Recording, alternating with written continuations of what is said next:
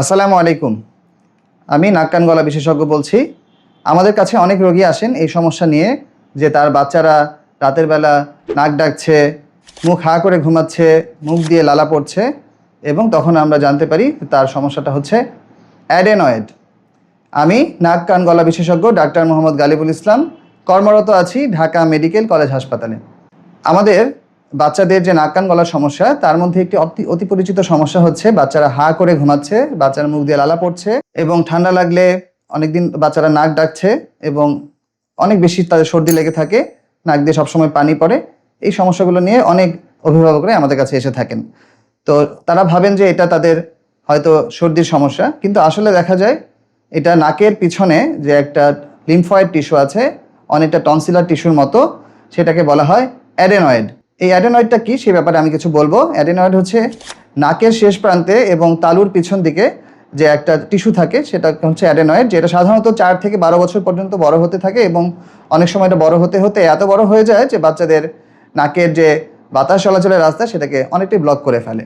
তো এতে কি সমস্যা হয়? এতে যে সমস্যাটা হয়, বাচ্চারা যখন ঘুমায় তখন তাদের তালুটা ওই অ্যাডেনয়েডের সাথে লেগে গেলে আমাদের শ্বাসনালীটা অনেকটাই বন্ধ হয়ে যায়, যে কারণে তারা তখন নাক দিয়ে শ্বাস নিতে পারে না বলে মুখ হা করে ঘুমাতে থাকে এবং নাকে বাতাস যাওয়ার সময় সেখানে ঘর্ষণের ফলে শব্দ সৃষ্টি হয়, যেটাকে আমরা নাক ডাকার মতো বলে থাকি।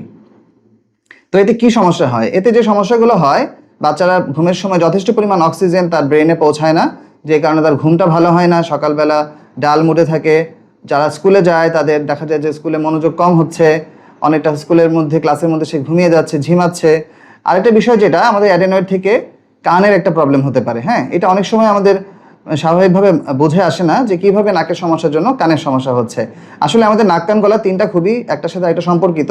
দেখা যায় নাকের পিছন দিকে কানের সাথে ইউস্টেশিয়ান টিউব নামে একটা নালী থাকে, সেই নালীটা যখন অ্যাডেনয়েডের কারণে ব্লক হয়ে যাচ্ছে বা আটকে যাচ্ছে, তখন কানের ভেতরে বাতাসের প্রবাহটা সমস্যা হয়ে যাওয়ার কারণে সেখানে একটা নেগেটিভ প্রেশার হয়ে পানি বা এক ধরনের ফ্লুইড জমে যাচ্ছে। তখন বাচ্চারা কানে কম শুনতে পায়। অনেক ক্ষেত্রে পানি বেশি হয়ে গেলে কানে ব্যথা নিয়েও এই বাচ্চাগুলো আসতে পারে। তো এই জন্য যেসব বাচ্চা এরকম অনবরত নাকে সর্দি লেগে থাকছে, কানে ব্যথা হচ্ছে, কানে কম শুনছে, ক্লাসে ঝিমুচ্ছে বা ক্লাসে পারফরমেন্স খারাপ হয়ে যাচ্ছে, মুখ দিয়ে শ্বাস নিচ্ছে, মুখ দিয়ে লালা পড়ছে, তাদের অ্যাডেনয়েড আছে কিনা এই ব্যাপারে আপনাদের অবশ্যই সচেতন হতে হবে। আর সেজন্য অবশ্যই একজন নাক কান গলা বিশেষজ্ঞের পরামর্শ নিয়েই সঠিক কারণটা জানতে হবে। আপনাদের এই ভিডিও দেখার জন্য অসংখ্য ধন্যবাদ। আমরা আশা করব আপনারা অভিভাবকরা এই বিষয়ে সচেতন হবেন, অন্যদের কাছেও এই মেসেজটা শেয়ার করবেন, আমার এই ভিডিওটা শেয়ার করবেন, যাতে সব অভিভাবক এই বিষয়ে জানতে পারে। আপনাদের সবাইকে ধন্যবাদ। আসসালামু আলাইকুম।